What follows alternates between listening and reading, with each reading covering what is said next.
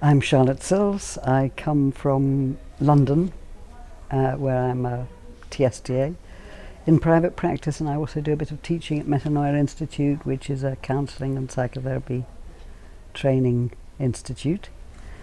And also have been working part-time at a place called Ashridge Business School, where they have a coaching course, and I supervise the Ashridge coaches, and I also teach on the coaching course.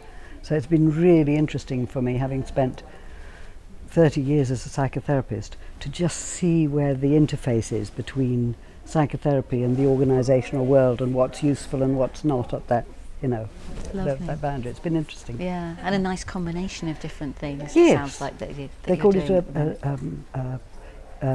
what do they call it? A portfolio. A portfolio. You've got a portfolio. Yeah, I've got a portfolio. And how long have you been involved in TA? Since about 1981, I went into training with Patricia Clarkson in London. So I've been involved quite some time. Quite some time, yes. Yeah. And tell us a bit about your life outside of TA. What interests you? What are you passionate about? Well, I live with my partner at home. I have 2 grown-up children, both of whom have children, so I have 5 grandchildren. And I was fascinated this morning listening to such a wonderful talk about multiple selves. And I was listening to it and I was thinking, well, we know about multiple selves, of course, multiple self states in TA and so on, but the way she talked about it, inviting us not to make an allegiance to a particular self, and to allow all our cultural selves, and particularly she was talking about people migrants and people who have, genuinely different cultural selves. But it's so true also. I'm not just a white middle-class English woman. Yes. I'm a number of other things. Yes, so you have many selves. Yes, and the reason I got into that was that I found myself thinking about 3 of my grandchildren are half Chinese, because my son's married a lovely Chinese woman who's very westernized, but they have Chinese lessons and obviously not wanting their children to lose touch with their Chinese roots. But she was inviting us to think of it in a different way, not Chinese identity and English identity, but what is the identity I am with all these cultural impacts. And I think it'll affect the way I think to relate to my grandchildren, I think. Lovely. Yeah, it's nice. Yes, and that's one of your passions, it sounds like, it's your grandchildren and well, culture and inevitably, difference it's lovely and having grandchildren, and not that I see a lot of them because I work now and again excessively.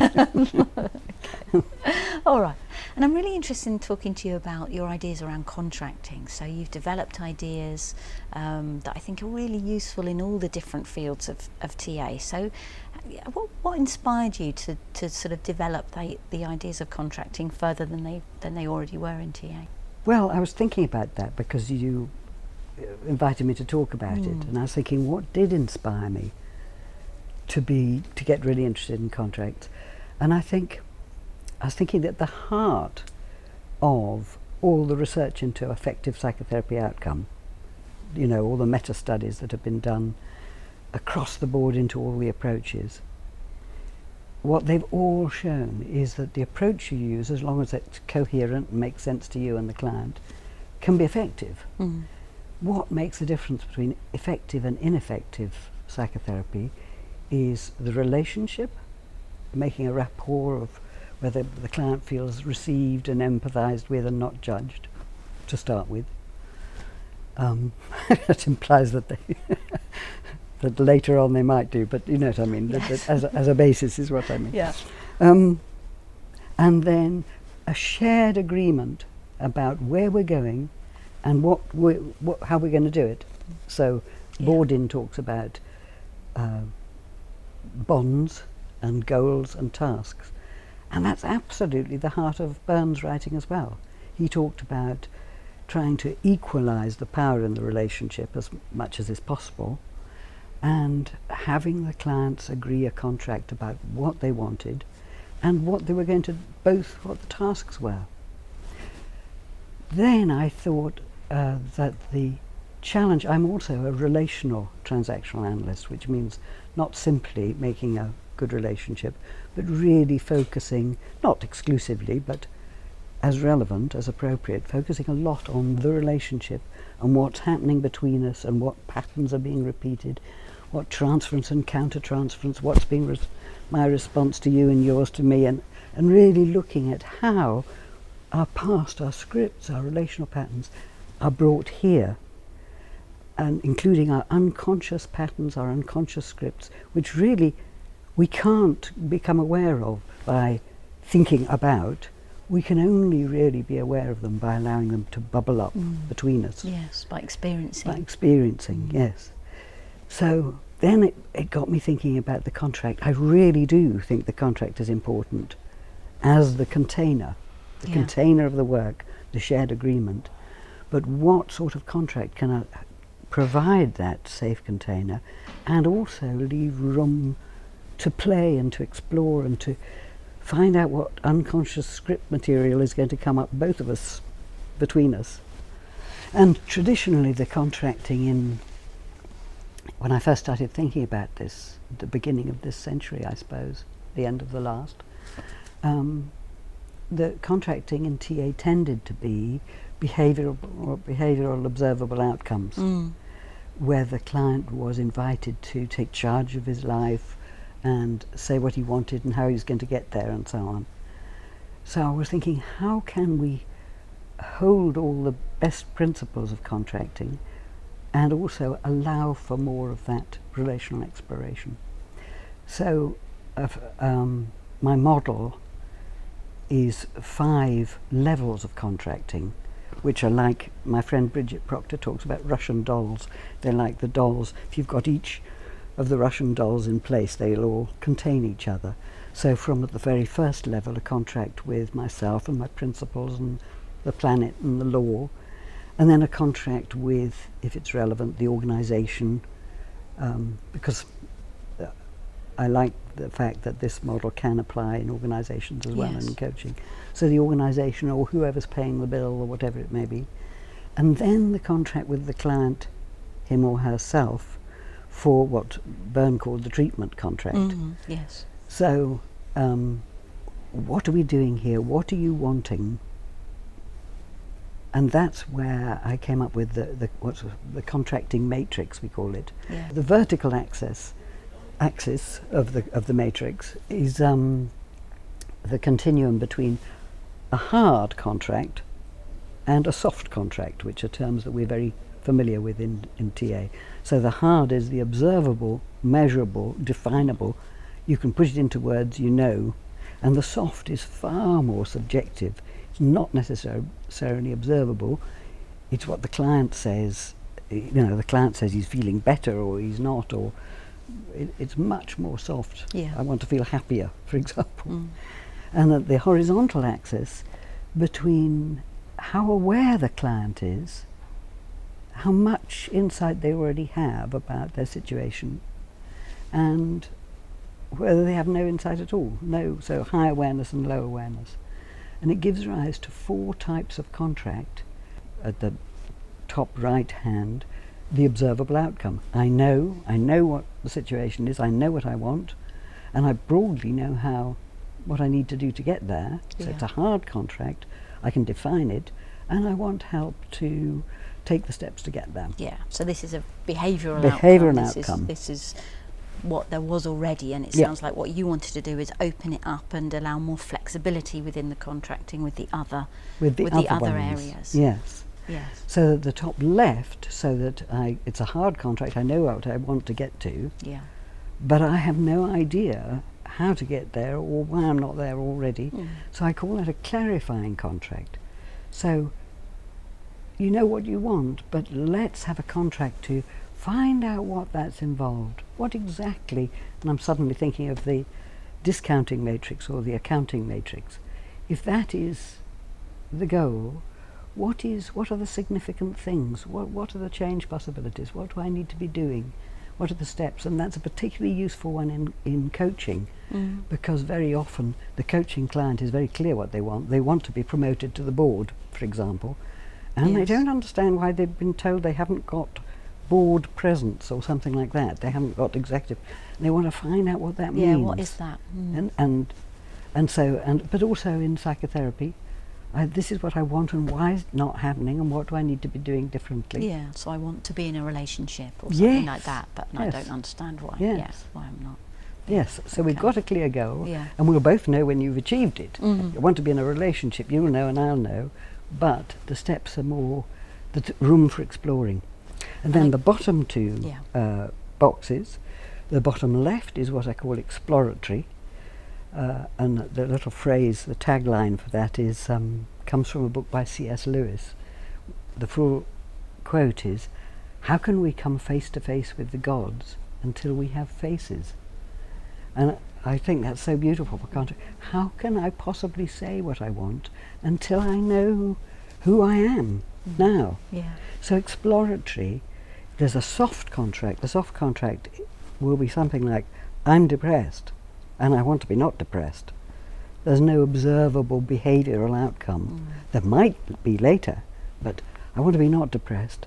I don't know what's going on. So the exploratory contact is to have a face, to find out who I am Yes. What's my face? what's my face? Who am I? Yes. And then the idea with this is that we might move amongst the boxes. After I've explored and discovered, then I might say, right, now I know what to do. What I want to do is X, and so I Yes. might go to a clarifying or a behavioural outcome. And the last box, the bottom right one, I call a discovery contract or sometimes an emergent contract, where really, again in coaching, that's sometimes relevant with the very senior executive who says, look, I know how to do my job, I'm doing it very well, I've made lots of money, it's fine, and I'm 50, what do I want to do now? And the phrase I love was said to me by a real genuine person. A client came to see me once who said, I used to be in a therapy group with you. I came to you and she came with high anxiety and was in a group for a few years, I think. And she came back years later and said, when I was in the group with you, I learned so much about myself. And now everything's fine, my life's fine, I'm not complaining about anything, but I want more of myself. Yeah. And nice. I think isn't that lovely? Lovely. I want more of of myself. Yeah. So that's a really open contract. She knows what she wants, Yeah. but it's soft. I just want more of myself. I don't know what I'm going to discover. Yeah. So that's a real. But I think I'm up that's for the discovering. yeah. Is what I hear Yes. in that. I think it's the epitome of a Gestalt contract. Yeah. That let's be in the moment, be in the here and now. Yeah. And then in terms of the goals, tasks, bonds that we were talking about, I might, whichever box we were in, I will make a point in the early session when we're contracting to say a bit about the way I work. So I will say something about, you'll find I'm likely to invite us to focus on what's happening between us because I think it's useful.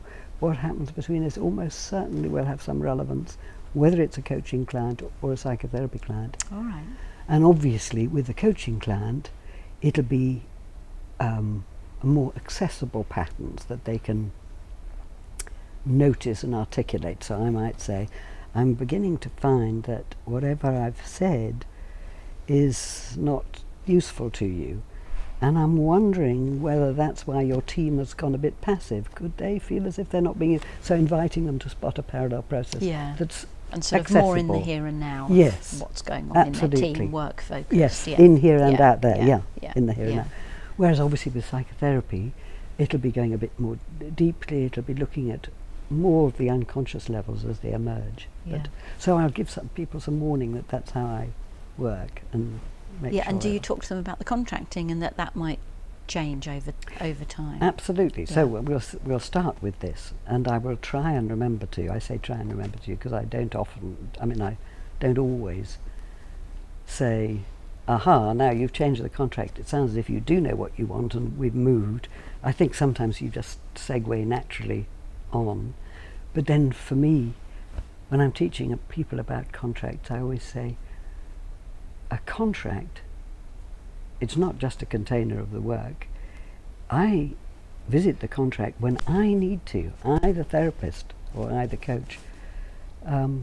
if I'm thinking, now where are we going with this? What's happening there? That's when I think I need a contract. So I will say, where are we going with this? Yeah. So that's moving on to the other levels. I mentioned 5 levels of contract. The in the here and now, saying, it sounds as if you said this was on your mind, but it sounds as if this is important. Shall we go there? So that it's like a moment by moment contract that we might make. Yeah. And I find those often more useful than a formal stopping the process and saying, right, we've changed our contract. Yeah. Okay. So it's doing it in the process in as the moment, as you're going yes. along. Yeah. Particularly in psychotherapy. Yeah. Lovely. Yeah. And in terms of that contracting matrix, have you had any thoughts about how you might like to develop that, or any questions for yourself around, are there gaps for you in that, or how you might like someone else to develop it? Sorry, that was a very long question. Not at all. I from time to time, people say, oh, have you thought about this? Have you thought about that? And they always have super ideas, and I think, oh, I should incorporate that. But at this moment in time, nothing's popping into my head. Yeah. But I do from time to time think, I first came up with that matrix, gosh, more than maybe 12 years ago or something. So given that I've moved, I'm sure it should have moved or must have moved, but I'm not thinking of anything now. Have you got any suggestions? Not. Maybe it's complete. I don't have any Well, suggestions. you haven't got any. I'd be delighted. No, I just wondered, as someone that had developed it, whether there was, whether you had other ideas. So it sounds like your inspiration was both about the research, that you know that it's important to contract and to have that mutually agreed idea of what the person wants and what we're going to do. Absolutely. But also to give yourself the flexibility, particularly to work relationally with people, and in a range of different ways, to tailor your work to the individual clients or the coachees, and that there's the different areas that you can focus on and that people can move. It can move between. And it's like giving the practitioner permission to say, this is the contract. I don't have to hurry the client to decide what they want, whether they like the movie before they've got to the cinema. Yeah. Taking up time. Yeah. And also calling on another of Byrne's brilliant suggestions. He talked about the psychological contract, and I think he was the first to do so. And I know that other people in the organisational world have written a lot about it, but I think he was the first to talk about the psychological contract, which is enormously important. Yeah. And having that matrix allows one to create a space in which the psychological contract will play out. By psychological contract, obviously, I mean both the half-conscious hidden agenda. So in the coaching world, that might be the senior leader who consciously wants help, but at another level doesn't really want it, because if you tell me something that I'm not doing properly, it means that I've got it wrong, and so I'm resisting it. So that the sort of half-conscious hidden agenda, or as Martin was talking about, Martin, the German guy, was talking about today, saying he was talking about going to work in an organisation and saying, what I thought I'd do with your people was give them some exercise in raising awareness. And the leader said, look, do you want this work or not? I don't want that to happen. And Martin being put in this position of, but he was being upfront about, what's going on between them, the hidden agenda. Yes, I want the work, so will I compromise what I think is important, and so on and so forth. But then obviously the deeper level, the psychological contract, the really deep unconscious, early protocol, earliest relationships that don't have a story to them, but just have a dance that takes time to come forward, to come up. So that gives space to explore all of that in those different contracts. Yeah. It's a lovely piece of theory. Thank you for developing it and contributing it, and I know many people in the community use it. So thank you. You're thank very you, generous.